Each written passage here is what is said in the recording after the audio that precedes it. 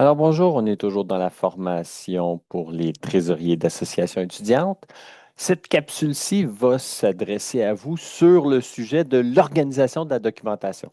Donc, comment essayer d'organiser vos documents, parce qu'on sait qu'en tant que trésorier, il peut y en avoir beaucoup, et comment on va organiser ça ou comment on pourrait organiser ça pour se faciliter le travail.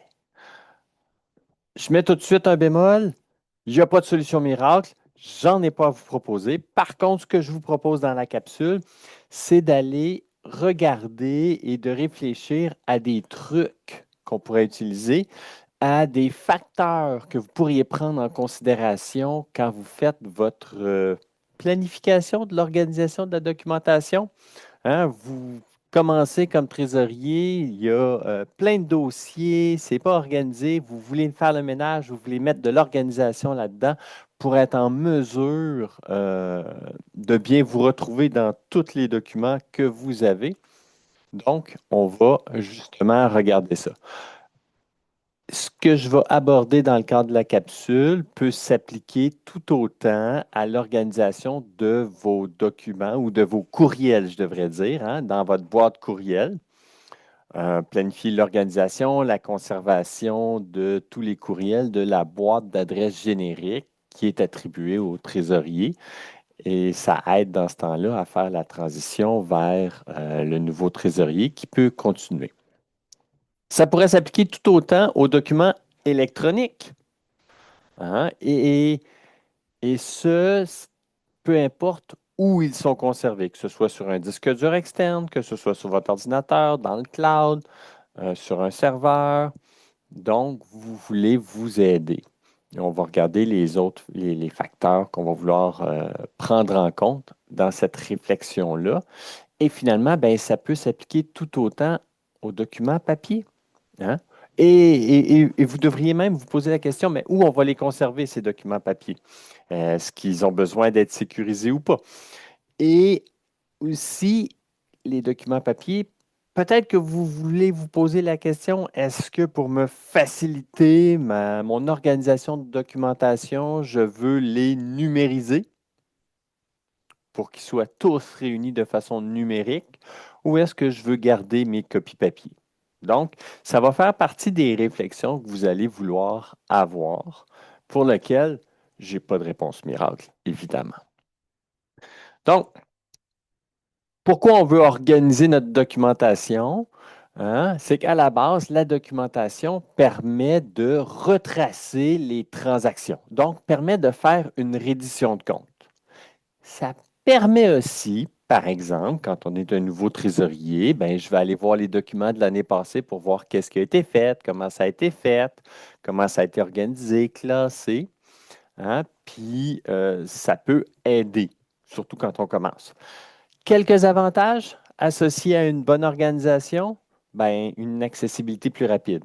Si vous avez un seul dossier avec tous les documents, ça peut devenir long à chercher. Si vous avez plein de dossiers, mais qui ne sont pas organisés, classés, ben, vous pouvez passer des fois une demi-heure, une heure à chercher un document. Ah, je sais qu'il existe, mais il est où ce document-là, ce fichier-là? Donc, ça peut aider à accélérer le processus. Ça peut permettre une méthode, une uniformité de la méthode de classement, voulant dire que si vous êtes plusieurs personnes à avoir accès à toute la documentation, à votre classeur, à votre, mettons, à votre OneDrive ou à votre Dropbox, où vous gardez vos dossiers, vos fichiers. Si vous êtes plusieurs, puis que tout le monde met n'importe quoi, n'importe où, ça peut devenir difficile et long à se retrouver. Donc, si on a préparé, réfléchi ensemble une façon d'organiser les dossiers, les documents, bien après ça, on peut se faire un procédurier sur le classement, puis tout le monde fait de la même façon pour mettre les documents, pour les classer. Ben, c'est plus facile de se retrouver après. Ça permet aussi de transférer les dossiers plus facilement aux nouveaux venus. Hein, vous avez un nouveau trésorier qui arrive, ou vous êtes le nouveau trésorier qui est arrivé, Ben, si tout a été organisé, tout ça, ben, ça devient plus facile pour vous de vous adapter à votre nouvelle réalité ou pour le prochain, ça va être plus facile pour lui de s'adapter et ça offre une certaine continuité dans la méthode quand elle a été réfléchie. Évidemment, ça va prendre un petit investissement de temps au début pour s'assurer qu'on prend le temps de réfléchir à l'organisation et à comment on la fait. En ce sens-là, voici quelques facteurs que vous allez vouloir prendre en compte dans votre réflexion sur l'organisation de la documentation que vous allez faire. À quelle fréquence vous utilisez les documents? On s'entend? Un document qui est utilisé pratiquement tous les jours, ben, vous allez vouloir l'avoir accessible, proche. Donc, quand vous ouvrez le dossier principal, ça devrait être dans les premières choses que vous voyez. Vous ne voulez pas aller cliquer sur 15 sous-onglets avant d'accéder à ce document-là, parce que vous allez devoir faire ça tous les jours. Ça va être long. Donc, les documents qu'on utilise souvent devraient être les premiers. Logique. Même principe, est-ce que fréquemment vous préparez des nouvelles versions ou vous faites des modifications du document? Par exemple, le fichier Excel de comptabilité, dans lequel vous entrez toute la comptabilité de caisse que vous faites, toutes les transactions, toutes les factures quand vous les entrez dans votre fichier Excel de comptabilité. Si vous y allez 2, 3 fois par semaine, ben, vous allez vouloir qu'il soit accessible rapidement. Donc, il va y avoir quelques trucs pour vous aider à les garder dans les premiers. Votre réflexion va aussi vous emmener à vous questionner sur la multitude des niveaux de classement. Tu sais, quand je disais, si vous avez à cliquer 15 onglets avant d'arriver à votre document, ça peut être long. Est-ce que vous voulez 15 onglets? Est-ce que vous voulez vous limiter à 1, 2, 3 pour réduire le nombre d'onglets à aller voir, de sous-catégories, je devrais dire? Est-ce que vous voulez qu'une partie de votre organisation soit fixe, donc qui ne bougera pas, versus des éléments qui sont variables, donc qui pourraient être changés d'une fois à l'autre? Parce que vous avez des documents que vous allez travailler dedans, que vous allez changer, mais il y en a d'autres qui ne bougeront pas. Donc, vous allez vouloir trouver un équilibre là-dedans. L'accessibilité aux documents, elle est importante parce que si vous avez, par exemple, un gros OneDrive dans lequel vous avez tous vos dossiers, tous vos documents et tous les membres du conseil d'administration de l'association étudiante ont accès et peuvent modifier, bien, ça veut dire que n'importe qui peut faire n'importe quoi. En tant que trésorier, pour vous, il y a des problèmes parce que votre fichier de comptabilité, vous ne voulez pas que tout le monde aille jouer dedans. Vous voulez garder un certain contrôle. Donc, vous voulez vous questionner à savoir, mais qui a accès? Ça devient important, le qui a accès. Est-ce que vous voulez limiter l'accès aux autres en lecture seule, parce qu'ils peuvent aller voir où vous êtes rendu, ou permettre de modifier? Donc, certains documents, certains dossiers accessibles pour lecture seule, d'autres documents accessibles pour modification selon le contexte. Qui? Qui peut aller jouer dans quel dossier pour faire quoi? Ça aussi, ça peut être une bonne façon de s'assurer une saine gestion des documents dans votre organisation et voir comment vous allez fonctionner pour conserver vos documents. Qu'est-ce que vous conservez, hein? Pendant combien de temps? Et surtout, est-ce que votre espace de stockage est limité? Est-ce qu'il vous en reste assez? Est-ce qu'il vous en reste beaucoup? Donc, c'est des questionnements que vous allez avoir quand vous allez préparer, réfléchir sur comment vous allez organiser vos dossiers. Ce que je veux faire maintenant, c'est vous montrer deux exemples d'organisation ou de désorganisation, si on veut, pour amener à quelques trucs qui peuvent vous aider dans la version de vos documents électroniques. OK? Ici, dans mon exemple 1, ce que vous voyez ici, là, c'est tout un paquet de dossiers ou d'onglets, si on veut, avec plein de sujets. C'est comme toutes mes catégories. J'ai tout mis ça directement premier niveau, tout sur le même niveau. Là, j'arrive avec une facture. OK, je la mets où? Ouais. C'est une facture de cette année. OK. Est-ce que c'est pour une activité? Ou si c'est oui, c'est l'activité annuelle 1, mais dans lequel je mets activité annuelle. Si c'est une facture, ben peut-être que c'est dans la comptabilité que je devrais mettre ça à la place. Oh, c'est associé à un contrat. Ou je le mets-tu dans le contrat? Contrat en cours? Fait que vous voyez que ça peut devenir compliqué parce que souvent, un document pourrait aller dans plusieurs dossiers. Donc, il faut choisir dans quel dossier vous allez faire le suivi.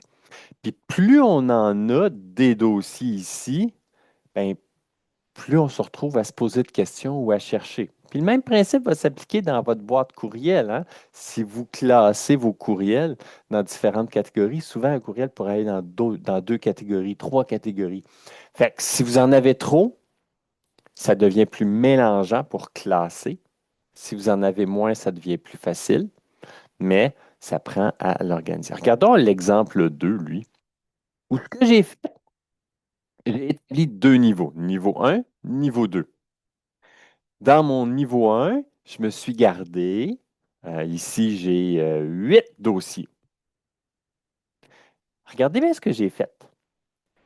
Comme la plupart des systèmes informatiques classent en ordre croissant alphanumérique, ben, vous n'êtes pas nécessairement coincé à avoir dans l'ordre que le système vous impose. J'ai ajouté un zéro, donc zéro, c'est le premier qui va arriver en haut.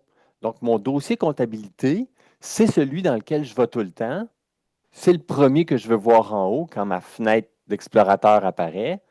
Alors, c'est lui que je vais mettre là. Alors que vous voyez, j'ai mis Z pour mon dernier dossier. Celui que je sais que je n'irai pas souvent, c'est celui des années passées.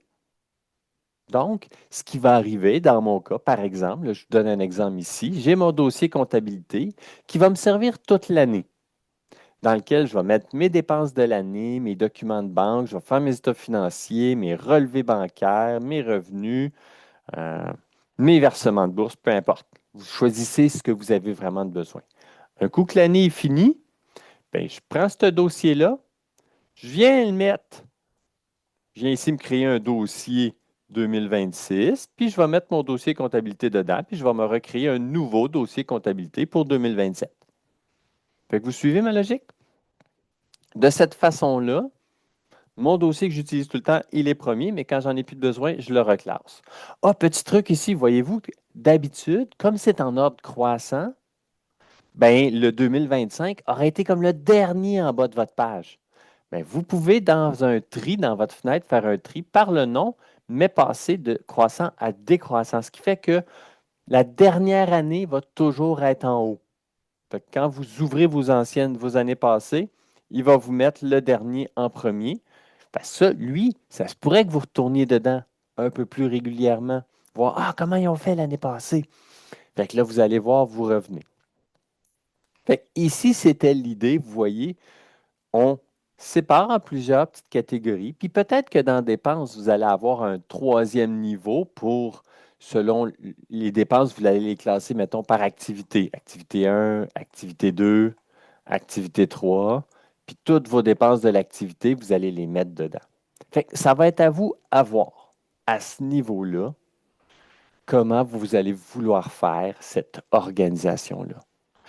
Globalement, tout ça pour dire que l'organisation de la documentation, même si ça demande un investissement de temps initial, vous allez sauver ultimement dans le temps passé à classer vos documents, à vous retrouver vos documents, puis après ça, à transférer les documents. Donc, ça va vous permettre de sauver beaucoup de temps après. Mais si vous êtes plusieurs à avoir accès à cette organisation-là de la documentation, ben, vous devriez vouloir ensemble créer, proposer, établir comment vous l'organisez, comment vous classez les documents et qui a accès pour modifier versus pour lire seulement. Alors, j'espère que cette capsule-là va vous aider et sur ce, je vais vous souhaiter une bonne journée et un bon classement ou une bonne organisation de votre documentation.